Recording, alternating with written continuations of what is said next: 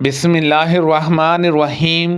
نبی کریم صلی اللہ علیہ وسلم نے فرمایا، اللہ تعالیٰ نے کوئی ایسی بیماری نہیں اتاری جس کی وہ دعا نازل نہ کی ہو۔ ہم رسول اللہ صلی اللہ علیہ وسلم کے ساتھ غزوات میں شریک ہوتی تھیں اور مسلمان مجاہدوں کو پانی پلاتی، ان کی خدمت کرتی اور مقتولین اور مجرحین کو مدینہ منورہ لایا کرتی تھی۔ نبی کریم صلی اللہ علیہ وسلم نے فرمایا کہ شفا 3 چیزوں میں ہے: پچھوانا لگوانے میں، شہد پینے میں اور آگ سے داغنے میں، مگر میں اپنی امت کو آگ سے داغنے سے منع کرتا ہوں۔ ایک صاحب نبی کریم صلی اللہ علیہ وسلم کی خدمت میں حاضر ہوئے اور عرض کیا کہ میرے بھائی پیٹ کی تکلیف میں مبتلا ہے۔ ان حضرت صلی اللہ علیہ وسلم نے فرمایا کہ انہیں شہد پلا۔ پھر دوسری مرتبہ وہی صحابی حاضر ہوئے، آپ نے اسے اس مرتبہ بھی شہد پلانے کے لیے کہا۔ وہ پھر تیسری مرتبہ آیا اور عرض کیا کہ حکم کے مطابق میں نے عمل کیا لیکن شفا نہیں ہوئی۔ ان حضرت صلی اللہ علیہ وسلم نے فرمایا کہ اللہ تعالیٰ سچا ہے اور تمہارے بھائی کا پیٹ جھوٹا ہے، انہیں پھر شہد پلا۔ چنانچہ انہوں نے شہد پھر پلایا اور اسی سے وہ تندرست ہو گیا۔ کچھ لوگوں کو بیماری تھی، انہوں نے کہا یا رسول اللہ صلی اللہ علیہ وسلم، ہمیں قیام کی جگہ عنایت فرما دیں اور ہمارے کھانے کا انتظام کر دیں۔ پھر جب وہ لوگ تندرست ہو گئے تو انہوں نے کہا کہ مدینے کی آب و ہوا خراب ہے۔ چنانچہ ان حضرت صلی اللہ علیہ وسلم نے مقام حرا میں اونٹوں کے ساتھ ان کے قیام کا انتظام کر دیا اور فرمایا کہ ان کا دودھ پیو۔ جب وہ تندرست ہو گئے تو انہوں نے آپ کے چراوے کو قتل کر دیا اور اونٹوں کو ہانک کر لے گئے۔ ان حضرت صلی اللہ علیہ وسلم نے ان کے پیچھے آدمی دوڑائے اور وہ پکڑے گئے، جیسے کہ انہوں نے چراوے کے ساتھ کیا تھا آپ نے بھی ویسا ہی کیا۔ ان کے ہاتھ پاؤں کاٹ دیے اور ان کی آنکھوں میں سلائی پھیر دی۔ میں نے ان میں سے ایک شخص کو دیکھا کہ زبان سے زمین چاٹتا تھا اور اسی حالت میں وہ مر گیا۔ سلام نے بیان کیا کہ مجھے معلوم ہوا ہے کہ حجاج نے حضرت انس رضی اللہ عنہ سے کہا تم مجھ سے وہ سب سخت سزا بیان کرو جو رسول اللہ صلی اللہ علیہ وسلم نے کسی کو دی ہو۔ تو انہوں نے یہی واقعہ بیان کیا۔ جب حضرت امام حسن بصری تک یہ بات پہنچی تو انہوں نے کہا کاش وہ یہ حدیث حجاج سے نہ بیان کرتے۔ ایران کے کچھ لوگوں کو مدینہ منورہ کی آب و ہوا موقف نہیں آئی تھی، تو نبی کریم صلی اللہ علیہ وسلم نے ان سے فرمایا کہ وہ آپ کے چراوے کے ہاں چلے جائیں، یعنی اونٹوں میں، اور ان کا دودھ اور پیشاب پئیں۔ چنانچہ وہ لوگ ان حضرت صلی اللہ علیہ وسلم کے چراوے کے پاس چلے گئے اور اونٹوں کا دودھ اور پیشاب پیا۔ جب وہ تندرست ہو گئے تو انہوں نے چراوے کو قتل کر دیا اور اونٹوں کو ہانک کر لے گئے۔ آپ کو جب اس کا علم ہوا تو آپ نے انہیں تلاش کرنے کے لیے لوگوں کو بھیجا۔ جب انہیں لایا گیا تو ان حضرت صلی اللہ علیہ وسلم کے حکم سے ان کے بھی ہاتھ اور پاؤں کاٹ دیے گئے اور ان کی آنکھوں میں سلائی پھیر دی گئی، جیسے کہ انہوں نے چراوے کے ساتھ کیا تھا۔ قتادہ نے بیان کیا کہ مجھ سے محمد بن سرین نے بیان کیا کہ یہ حدود کے نازل ہونے سے پہلے کا واقعہ ہے۔ ہم باہر گئے ہوئے تھے اور ہمارے ساتھ غالب بن جبر رضی اللہ عنہ بھی تھے۔ وہ راستے میں بیمار پڑ گئے۔ پھر جب وہ مدینہ واپس آئے اس وقت بھی وہ بیمار ہی تھے۔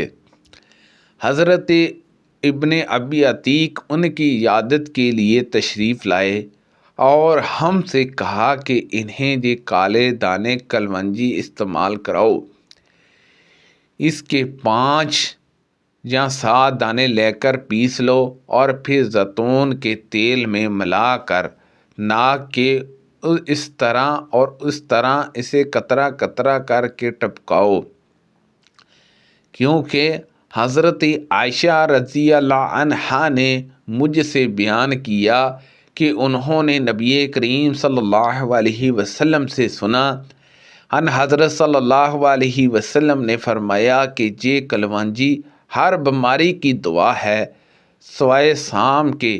میں نے عرض کیا سام کیا ہے؟ فرمایا کہ موت ہے۔ میں نے نبی کریم صلی اللہ علیہ وسلم سے سنا، آپ نے فرمایا تم لوگ اس ادی ہندی کست کا استعمال کیا کرو، کیونکہ اس میں 7 بیماریوں کا علاج ہے۔ حلق کے درد میں اسے ناک میں ڈالا جاتا ہے، پسلی کے درد میں چبائی جاتی ہے، اور میں نبی کریم صلی اللہ علیہ وسلم کی خدمت میں اپنے ایک شیر خور لڑکے کو لے کر حاضر ہوئی۔ پھر ان حضرت صلی اللہ علیہ وسلم کے اوپر اس نے پیشاب کر دیا تو آپ نے پانی منگوا کر پیشاب کی جگہ پر چھینٹا دیا۔ نبی کریم صلی اللہ علیہ وسلم نے حالت حرام میں اپنے سر میں پشانہ لگوایا۔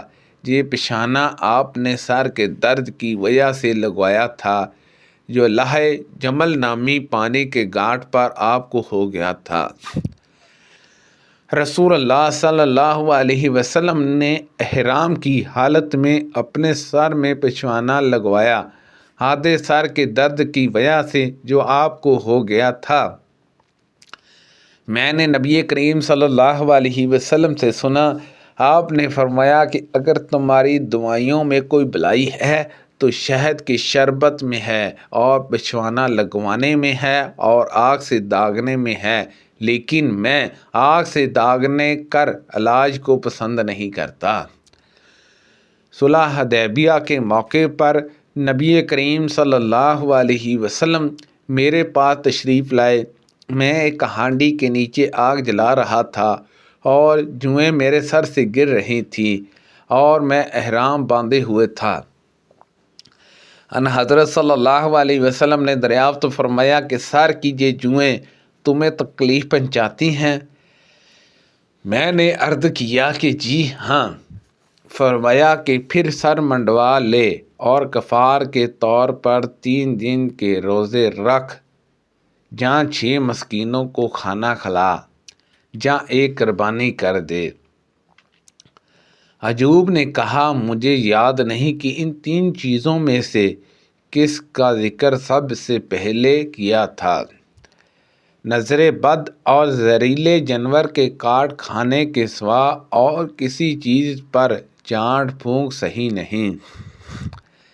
حسنین نے بیان کیا کہ پھر میں نے اس کا ذکر سعید بن جبیر سے کیا تو انہوں نے بیان کیا کہ ہم سے حضرت ابن عباس رضی اللہ عنہما نے بیان کیا کہ رسول اللہ صلی اللہ علیہ وسلم نے فرمایا میرے سامنے تمام امتیں پیش کی گئیں، ایک ایک 2 نبی اور ان کے ساتھ ان کے ماننے والے گزرتے رہے، اور بعض نبی ایسے بھی تھے کہ ان کے ساتھ کوئی نہیں تھا۔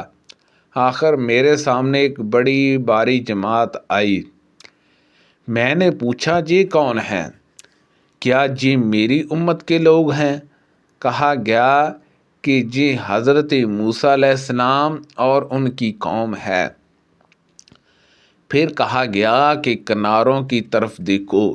میں نے دیکھا کہ ایک بہت ہی عظیم جماعت ہے جو کناروں پر چھائی ہوئی ہے۔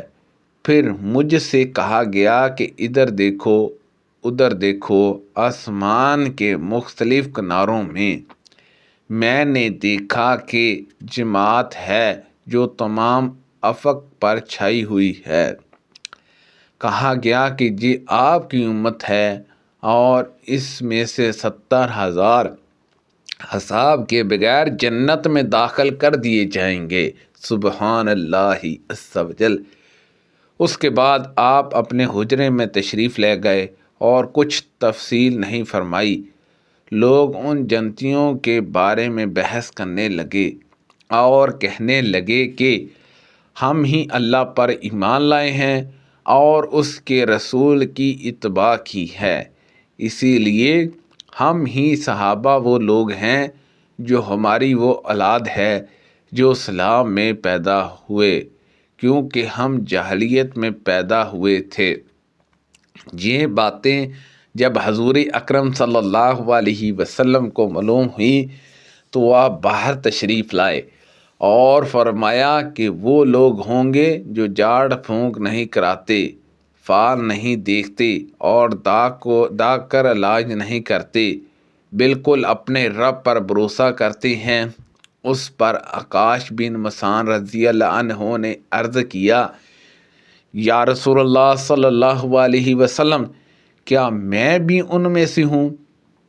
ان حضرت صلی اللہ علیہ وسلم نے فرمایا کہ ہاں۔ اس کے بعد دوسرے صحابی کھڑے ہوئے اور عرض کیا، یا رسول اللہ صلی اللہ علیہ وسلم، میں بھی ان میں سے ہوں۔ ان حضرت صلی اللہ علیہ وسلم نے فرمایا کہ کاش تم سے بازی لے گئے۔ سبحان اللہ عز و جل۔ اللہ پاک سے دعا ہے کہ اللہ پاک ان حدیثوں پر عمل کرنے کی توفیق عطا فرمائے۔ کو پڑھنے میں غلطی کوتاہی ہو گئی ہو تو اللہ پاک معاف فرمائے۔ صدقہ جاریہ سے زیادہ لوگوں تک شیئر کیجئے۔ اللہ پاک ہم سب کو صحت و تندرستی عطا فرمائے، آمین، بجاہ النبی الامین صلی اللہ علیہ وسلم۔